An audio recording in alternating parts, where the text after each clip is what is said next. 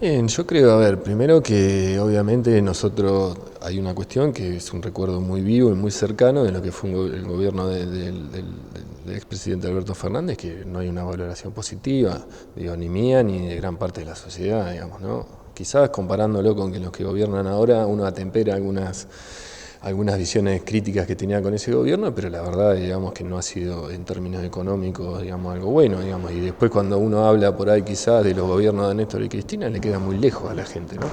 Estar hablando de algo que sucedió hace 10 años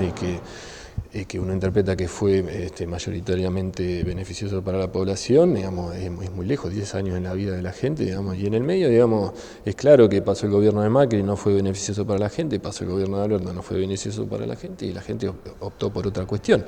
Y tiene todo el derecho del mundo a tener expectativas y esperanzas, y nosotros yo creo que tenemos que revisar un poco,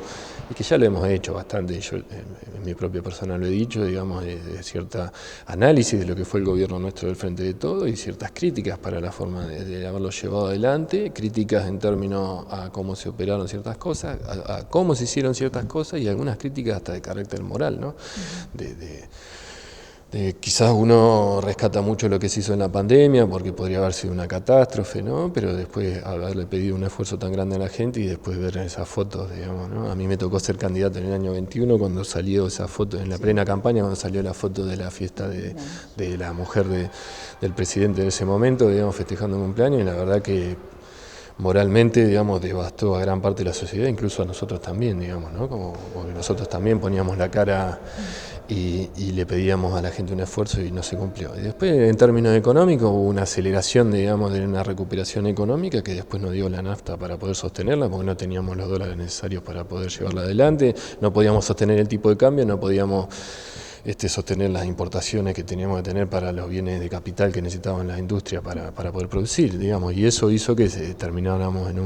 un espiral inflacionario importante, y si bien no fue la hiperinflación de otros tiempos, pero fue importante, y eso creo que cuando la gente no tiene la capacidad de poder prever qué va a ser de su vida,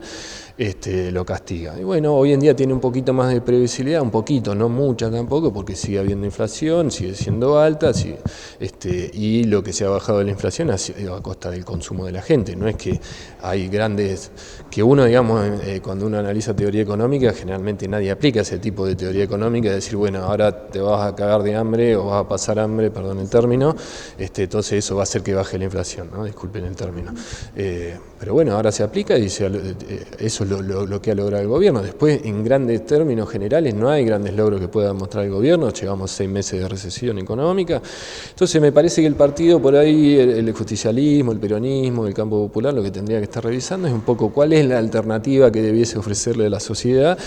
con estas características, con esta realidad actual, digamos que no es la misma ni de hace 4 años, de 8 años, ni de 10 años, y cuál es la salida que nosotros proponemos en un escenario muy complejo. Entonces quizás yo creo que haber abordado la campaña de esa forma podría haber sido un poco más interesante para el ciudadano de a pie, de que simplemente sea frenar a Milei,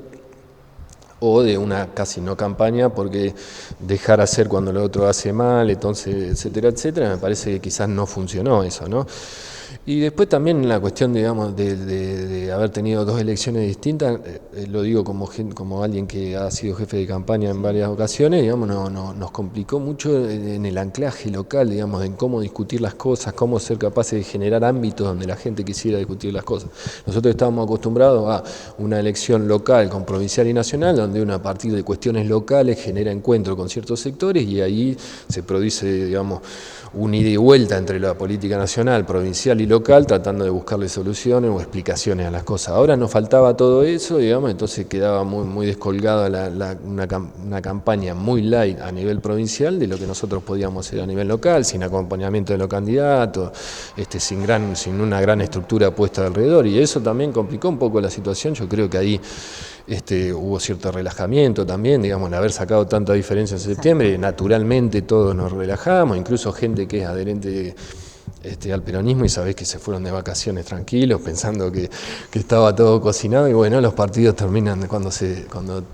tocan el silbato, y bueno, hay que aceptarlo. Me parece que no hay que dramatizar mucho en esto, ¿no? Ahora, pareció que después del resultado de septiembre, de lo que fueron las elecciones a nivel provincial, en este caso Kicillof, era el número puesto para ser el candidato a presidente para las próximas elecciones. Y ahora, a pesar de que en provincia de Buenos Aires digamos, el número es muy reñido, no pareciera serlo. Yo creo que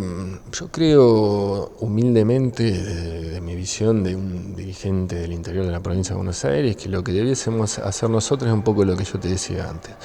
Tener un diagnóstico de cuál es la situación, cuál es la realidad actual, de la realidad económica, social, financiera, etcétera. ¿Qué programa tenemos para aplicarle a esa realidad? ¿Cuáles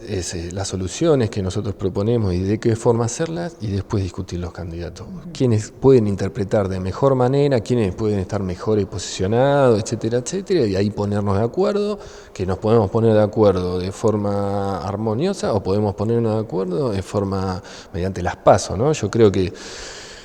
debiese, que es una herramienta que no se tiene que soslayar, que es ordenadora muchas veces de la política y que resuelve muchas cuestiones. Cuando esas cuestiones pasa el tiempo y no se resuelven, quizás estamos mucho tiempo discutiendo dentro de la fuerza política cuestiones que son inherentes a la fuerza política, que quizás la inmensa mayoría de la sociedad no tiene ganas de participar de esas discusiones y no le interesan, y sí, una vez que uno resuelve esas cuestiones, estar proponiendo a la sociedad lo que sí le interesa es de qué manera uno va a tratar de mejorarle la calidad de vida. Me parece que es un poco la tarea del justicialismo y de la forma que Dios quiera que se puedan resolver esas cuestiones.